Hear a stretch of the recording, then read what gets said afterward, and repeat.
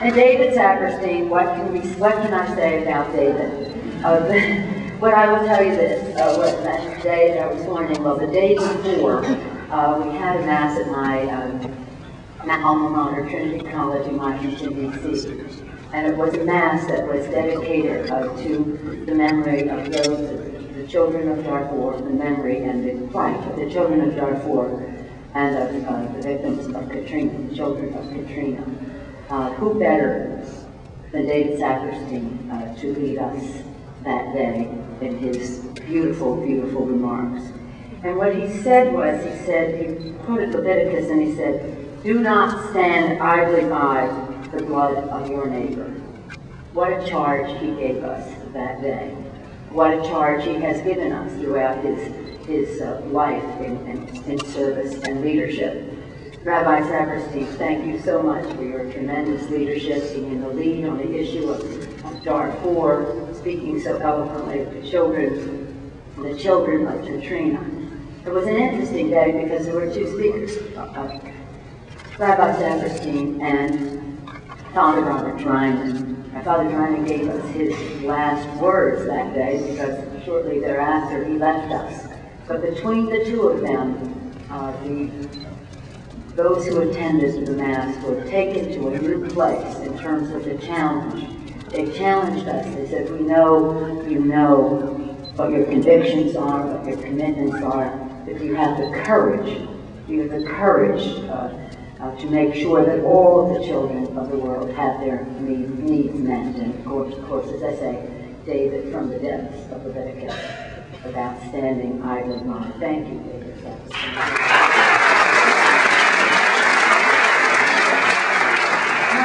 All of you for your advocacy. You've been perfect. I mean, in every respect, whether it's international, whether it's domestic, whether it's in terms of issues that relate to war and peace, directly in terms of the war in Iraq. I commend you for your exceptional leadership in getting out there on this war, which has been a grotesque mistake from the start, and I'll get more on that. Heard about 100 days, I'm sure, and 100 hours in which we strove to make the economy fair, college more affordable, healthcare more accessible, move toward energy independence, do it all in a very ethically sound way, enhancing our democracy with our openness, and in a way that we protect and defend the American people, while at the same time protecting and defending their civil liberties. We don't have to make a choice. I wanted to talk for a moment about my trip. When you go on one of these trips, here's what's happened. You get a free family tree research. So wherever you're going, they decide to help you out when you're back now. And so you learn things about yourself. And what I learned, which was interesting to me because I knew of the values and I knew of the attitude in our family, but I didn't know all of the particulars until the Jerusalem Post told me about them. And this is what it said. It said, Speaker Pelosi's father, the late U.S. Congressman Thomas D'Alessandro, when my father was in Congress, I was born when my father was in Congress. And then when I was in first grade, he became mayor of Baltimore, where he was until I went away to college. So I really didn't know anybody from Baltimore here? All right.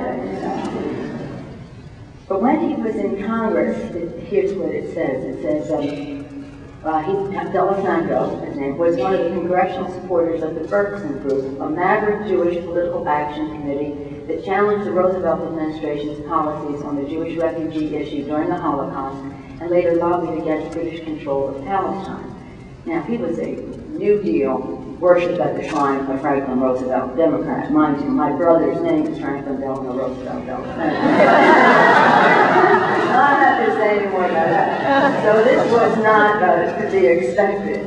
It said the Berkson activists used unconventional tactics to draw attention to the plight of Europe's Jews, including staging theatrical pageants organized and marked by 400 rabbis to the White House, and placing more than 200 full-page advertisements in newspapers around the country.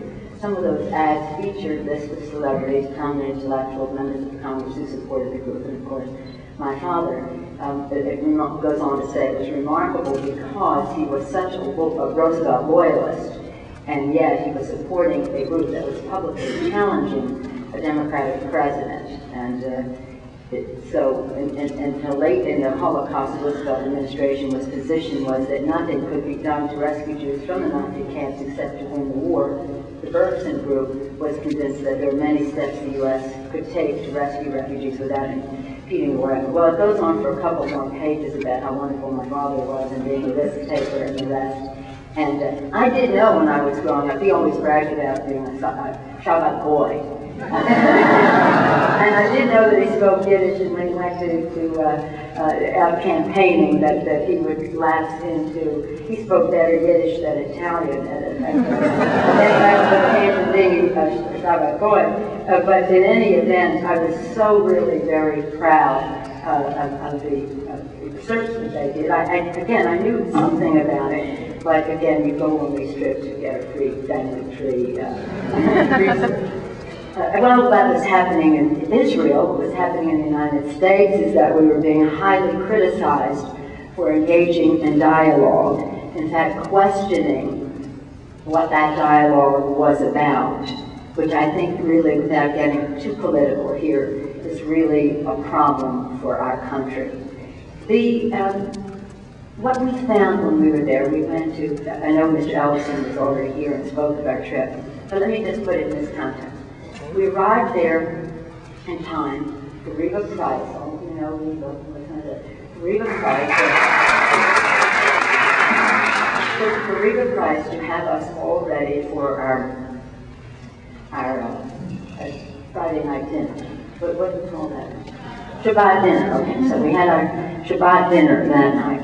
Then the next day, of course, it was Saturday, and we observed Saturday. Saturday, we had sort of an interfaith day. We were observing that it was Saturday, but we also went to the Church of Holy Sepulchre, and we went to the Mount of Olives. The Catholics went to Mass in the Church of Mount of Olives, where the Bible tells us Christ began his triumphant march into Jerusalem.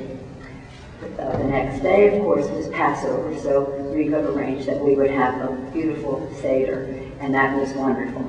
Now we're going Friday, Saturday, Sunday, Monday, no bread. No bread. Bread, chocolate, and pasta is my life, so no bread.